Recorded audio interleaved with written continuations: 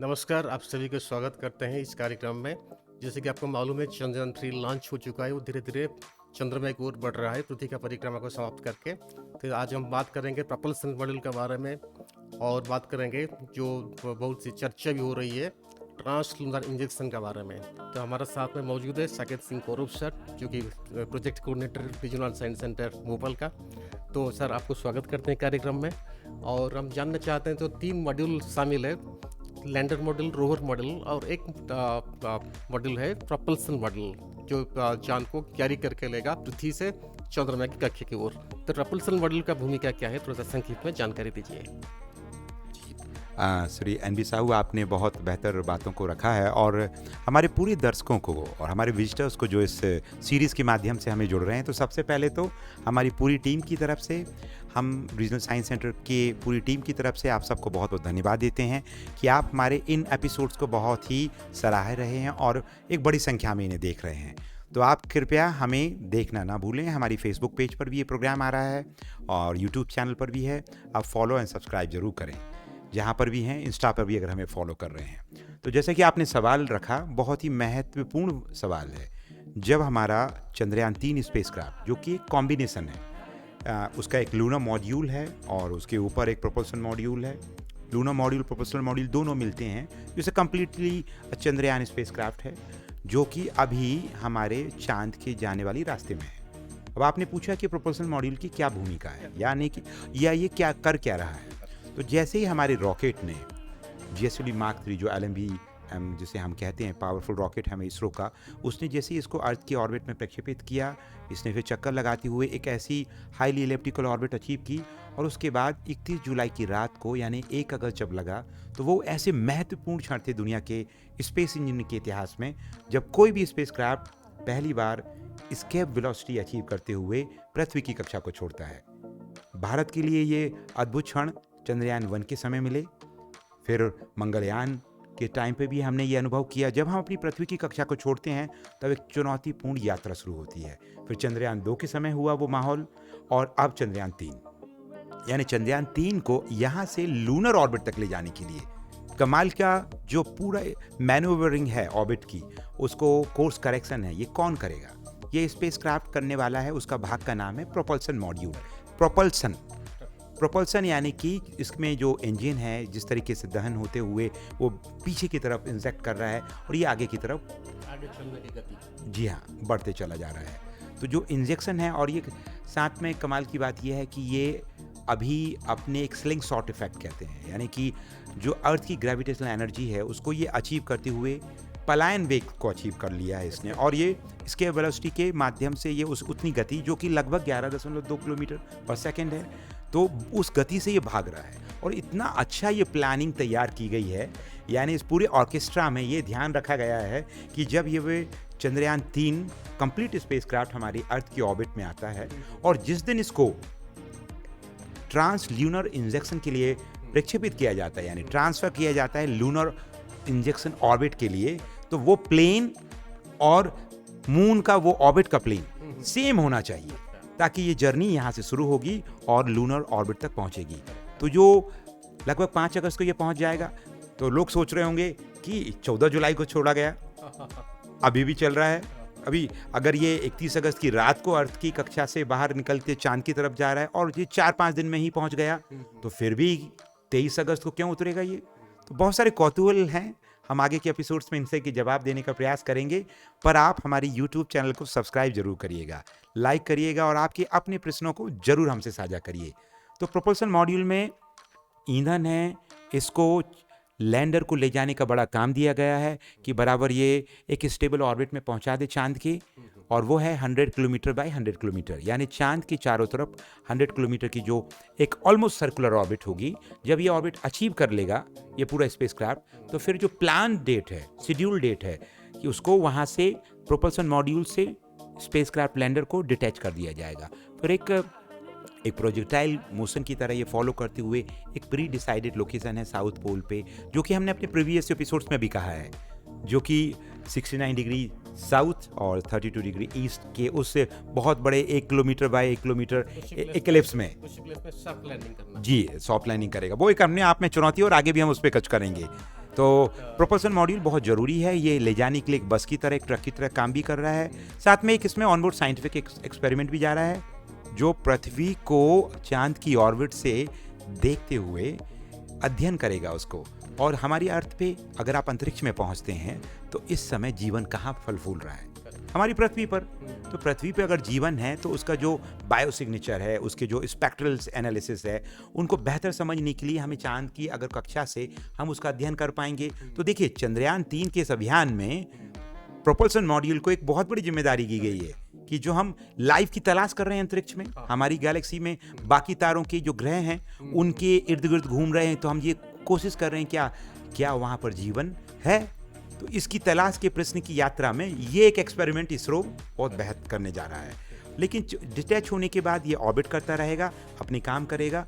इसका जो कनेक्टिविटी है अर्थ से, वो चंद्रयान 3 अपने पहले भेजे गए चंद्रयान 2 के ऑर्बिटर के माध्यम से करेगा। जी हाँ। अभी एक बात बहुत ही चर्चा हो रही है, ट्रांसलूनर इंजेक्शन, मीडिया में चर्चा हो रही है। तो ट्रांसलूनर इंजेक्शन जब चंद्रयान 3 धीरे धीरे चंद्रमा की ओर बढ़ रही है तो चंद्रमा कक्ष में प्रवेश करेगा और चंद्रमा उसको बाय ग्रेविटी उसको कैप्चर करेगा, तो उसमें ट्रांसलूनर इंजेक्शन एक महत्वपूर्ण भूमिका रखती है। तो ट्रांसलूनर इंजेक्शन क्या है, इसके बारे में थोड़ा संक्षेप में बताइए। जी, आपने स्पेस इंजीनियरिंग के फील्ड में इसे ऑर्बिटल मैकेनिक्स में बहुत बेहतर समझा जाता है, क्योंकि जब आप किसी स्पेसक्राफ्ट को इंटरप्लैनेटरी जर्नी के लिए भेजते हैं तो आपको हमेशा ऐसी ऑर्बिट्स चुनी जाती हैं। अब देखिए, ऑर्बिट्स जो हैं कि हर उस पर्टिकुलर ऑब्जेक्ट के चारों तरफ इर्द गिर्द घूमने वाली कई तरह की ऑर्बिट्स आप डिज़ाइन कर सकते हैं। डिपेंड करता है कि उसकी एसेंट्रिसिटी क्या है और आप उसको कितनी दूर और कितने पास, और मिशन का सब साइंटिफिक ऑब्जेक्टिव क्या है।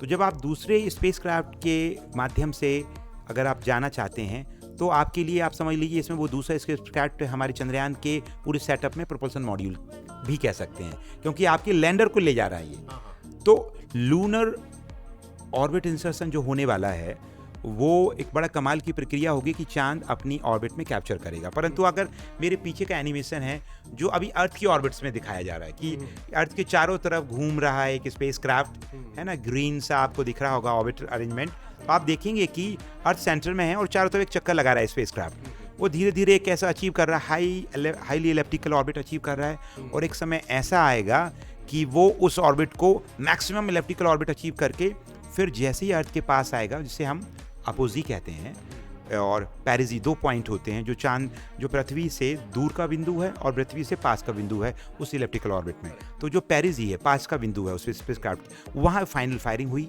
31 जुलाई की रात में, और वो 1 अगस्त था लगभग।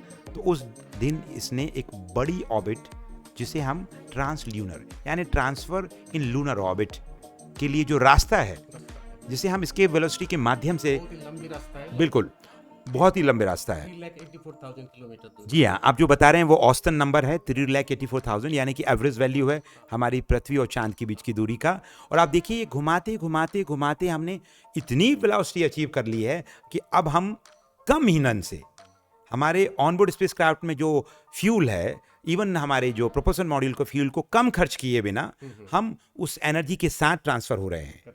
ये कमाल हमारा इस मैन्यूवरिंग को ही हम अचीव करते हैं इस तरीके के अभियान में। अगर हमारा रॉकेट और ज़्यादा पावरफुल होता है इससे, तो डायरेक्ट हम ट्रांसलूनर ऑर्बिट में ही प्लेस कर सकते थे स्पेसक्राफ्ट को। लेकिन हम इकोनॉमिकली साइंटिफिक मिशंस को अचीव करने वाली कंट्री माने जाते हैं कि साइंटिफिक ऑब्जेक्टिव्स हम अचीव करेंगे, लो कॉस्ट, बट साइंस में कोई कॉम्प्रोमाइज़ नहीं होगा। बेहतर साइंस और इंजीनियरिंग का कमाल का नमूना होता है ये। तो ये कम बजट में आप बेहतर साइंस कैसे कर सकते हैं, तो आपने ये वाला ऑर्बिटल मैन्यूवरिंग आपने अडॉप्ट किया। तो ये ट्रांसल्यूनर इंसर्शन, हाँ, तो जो इंजेक्शन आप बोल रहे हैं, इंसर्शन का मेरा तात्पर्य यह है कि उसको चांद के रास्ते वाली जाने वाली ऑर्बिट के उस पाथ पे इसके वेलोसिटी से छोड़ दिया गया। तो चक्कर लगाते लगाते अर्थ के अब वो इस तरीके से रास्ता तय कर रहा है और 5 अगस्त को यह पहुंच जाएगा और फिर चांद के पास चक्कर लगाएगा।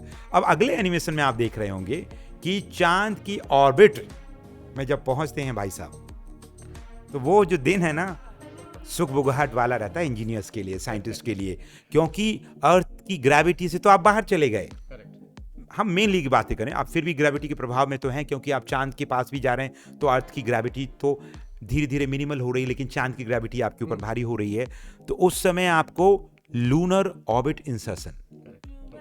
जी, तो वो सही समय पे अगर आप उसकी ग्रेविटी में अपने आप को सरेंडर नहीं कर पाए, यानी कि आपने अपनी स्पेसक्राफ्ट को लूनर ऑर्बिट में नहीं छोड़ पाए, तो फिर चांद से ये आगे की तरफ निकल जाएगा, या पहले पहुंच गया तो ये कमाल के पॉसिबिलिटीज होती हैं। इनको बेहतर कैलकुलेट किया जाता है और उसके बेसिस पे मिशंस को अंजाम दिया जाता है। सबको मालूम है कि अभी चंद्रमा की ओर धीरे धीरे बढ़ रही है और ट्रांस लूनर इंजेक्शन में चंद्रमा के कक्ष में प्रवेश कर जाएगा और सर्कुलर पाथ में रोटेट करने लगेगा। तभी हमारा एक इंटरेस्ट है जानने के लिए, तो चंद्रयान 3 मॉड्यूल अभी कहाँ है, रास्ते पर अभी कहाँ है? चंद्रमा से सतह पर पहुँच गया कि पृथ्वी का सतह ऑर्बिट पर है, अभी कहाँ है रास्ते में? इसके बारे में थोड़ा सा बताइए। जी बिल्कुल, ये और हमारे दर्शकों के अंदर भी बड़े कौतूहल होगा, क्योंकि हमारी जो इंडियन मीडिया है, ग्लोबल मीडिया है, हमारे सब लोग इसके बारे में लिख रहे हैं कि आप जब सो रहे थे ये रात को ही निकल गया। तो भाई ऐसा कहाँ कमाल की बात है, ये बीच रास्ते में है। सफ़र काफ़ी लंबा है, लगभग 3,70,000 किलोमीटर के आसपास का ये सफ़र है, जो हम 4 से 4.5 दिन में तैयार अचीव कर लेंगे। यानी 5 अगस्त को हम पहुंच जाएंगे चांद की ऑर्बिट में। चांद पर नहीं, चांद की सतह पे तो वो दिन 23 अगस्त है। आप सब लोग अपनी कैलेंडर को फिक्स कर लें और रीजनल साइंस सेंटर भोपाल के इस विशाल प्रोग्राम इनिशिएटिव में आप जरूर आएं और हमारे यहाँ की एंजॉय करें उस पूरे सेलिब्रेशन का, जब हमारा भारत पूरी दुनिया में एकमात्र ऐसा राष्ट्र बनने वाला है कि हम दक्षिण ध्रुव के करीबी वाली लोकेशन पे उतरने वाले हैं, और वो भी सॉफ्ट लैंडिंग करते हुए, जो कि सबसे कमाल और पेचीदा इंजीनियरिंग का एक नमूना है। तो सबसे बड़े कॉम्प्लिकेटेड मैन्यूवर होते हैं सॉफ्ट लैंडिंग। जो जब ट्रांस लूनर इंजेक्शन खत्म हो जाएगा तो चांद के चारों ओर परिक्रमा करने लगेगा, तो सॉफ्ट लैंडिंग के लिए तैयारी करेगा चंद्रयान 3। तो जाते एक बात बताइए, तो जब सॉफ्ट लैंडिंग करेगा चंद्रयान 3 चंद्रमा की सतह पर, तो उसमें चैलेंजेस क्या होते हैं? और सॉफ्ट लैंडिंग को तो सारे राष्ट्रों ने क्यों क्यूरियोसिटी से उसको वेट कर रहे हैं देखने के लिए उसका परिणाम, तो इसके बारे में थोड़ा सा बताइए।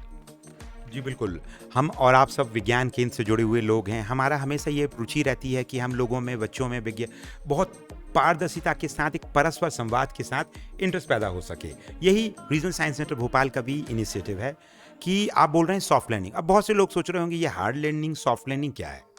सॉफ्ट लैंडिंग क्या है? सॉफ्ट सॉफ्ट सॉफ्ट इतनी बार सॉफ्ट बोल चुके हैं हम।